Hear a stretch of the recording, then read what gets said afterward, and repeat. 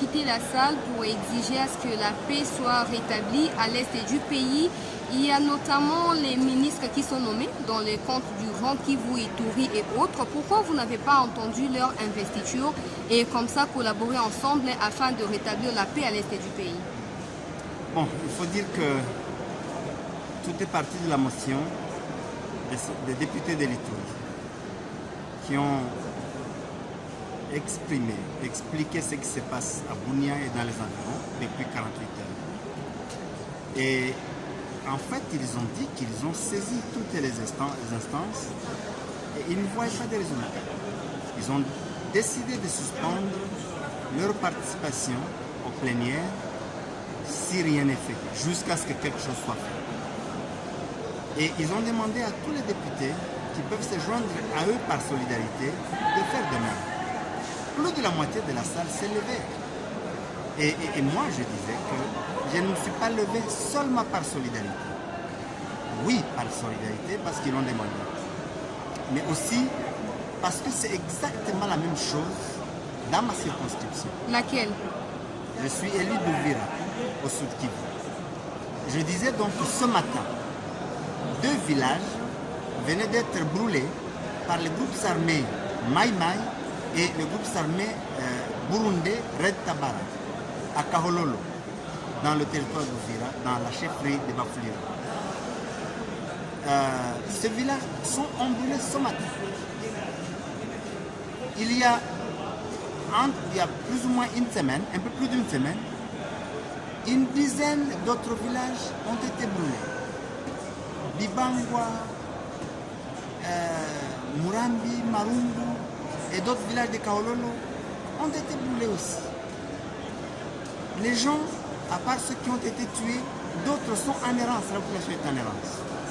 Donc c'est une question d'actualité parce que je vous dis, c'est ce matin que les Mai Mai et les Red Tabara ont attaqué à Kaololo. Birindiro et Mugono. Ils ont brûlé ce matin. Donc, c'est en fait un message fort qu'on donne au gouvernement. C'est pour dire, si rien n'est fait pour protéger la population, et c'est bien, ces lois que nous sommes en train de voter servent à quoi? C'est pour gouverner quoi? Parce que les lois, c'est pour gouverner la société qui est composée par des personnes, par des citoyens, par des populations. Et dans les moyens et hauts plateaux, d'Uvira, de Fizi, et dans le secteur de Mwanga, disons le secteur du Tombo en territoire de Mwanga, on est à plus de 300 villages qui ont été brûlés. On est à plus de 300 000 têtes de bétail emportées. 300 000. Et aujourd'hui, les enfants, sans aucune assistance, sont pochorcorés. Et lorsqu'on en parle tous les jours, vous avez vu le tweet, on nous prend finalement pour des plorichards. On se tue, vous ne voyez plus les tweets. Mais donc aujourd'hui, c'est pour dire au gouvernement que assez c'est assez. Il faut faire quelque chose. Alors vous avez posé une sous-question en disant pourquoi on n'a pas attendu l'investiture du gouvernement. Malheureusement, les groupes armés n'attendent pas la même investiture. C'est comme si on disait, bon, même si on est en train de tuer, vous ne réagissez pas, attendez qu'il y ait le gouvernement. Non, nous disons ceci. 1. Le président de la République, chef de l'État, commandant suprême, est en fonction. Même le gouvernement sortant, il expédie les affaires courantes. Ces situations existent pendant que ce gouvernement était là. Donc ce n'était pas de nouvelles situations. Rien n'interdit à ce gouvernement de se réunir en attendant l'autre gouvernement. Rien ne l'interdit. Aucune loi. 3. L'armée. Il n'y a pas une armée nouvelle que nous attendons. L'armée est là. C'est la même. L'état-major, c'est le même. Et le président de la République peut réunir le Conseil supérieur de la défense. Des décisions peuvent être prises. On va me dire, oui, il n'y a pas de moyens, il n'y a pas d'argent. Mais l'argent continue à sortir.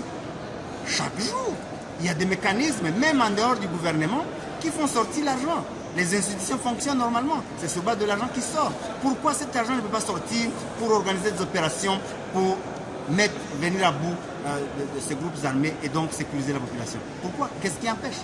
Et Donc une voilà dernière pourquoi question. nous disons, ces députés en fait ont décidé de montrer un ras-le-bol. Parce qu'ils ont été élus par ces populations et ils ont des comptes à rendre. Une dernière question, honorable. Récemment, vous avez déclaré que l'identité du peuple Nyamulenge n'est pas négociable. Vous avez toujours été tranchant dans vos déclarations en ce qui concerne la sécurité ou la situation qui prévaut à l'est du pays. Pourquoi, quand vous sortez comme ça, est-ce qu'il faut retenir que vous allez partir définitivement ou vous allez encore revenir et manifester? Deux choses. D'abord, cette affaire de l'identité de Banyamulenge n'a rien à voir avec la sécurité. Ok. Et puis justement, l'identité ne peut pas être négociée. Je ne sais pas si vous, aujourd'hui, quelqu'un peut venir vous dire non, vous n'allez plus vous appeler comme vous vous appelez, vous devez prendre un autre nom. Sur quelle base? Donc je pense que ce que j'ai dit, je l'affirme, je l'assume. Une question comme cela n'est pas négociable. Je ne vois pas sur quelle base de quelle loi de la République on peut dire que les Banyamulenge ne doivent plus s'appeler Banyamulenge. Ou on peut dire qu'ils ne sont pas congolais. Sur base de quelle loi? Donc, mais ce n'est pas ça, de ça qu'il s'agit. Pourquoi? Parce qu'aujourd'hui, le sang n'a pas d'ethnie. Le sang n'a pas de tribu. Le sang n'a pas de communauté. Le sang n'a pas d'identité. Le sang, c'est le sang. Tout le sang de tout le monde est rouge. Le sang de Banyamulenge est rouge. Le sang de Bafuliru est rouge, le sang de Babembe est rouge, le sang de Banyindu est rouge, le sang des Ituriens, que ce soit les Bahema, les Balendu et les autres, ce sang est rouge. Et donc aujourd'hui, nous demandons que le gouvernement protège toutes les populations, toutes les communautés, toutes les tribus, toutes les ethnies, sans distinction, et qu'il organise des opérations contre les groupes armés locaux et étrangers. Imaginez-vous aujourd'hui, ceux qui ont brûlé les villages dans les hauts plateaux d'Uvira à Kaololo, c'est des groupes armés Maïmaï, mais avec des groupes armés burundais, Red Tabara, qui font la loi chez nous. Est-ce que ça, c'est inacceptable? Merci, honorable. Je vous remercie.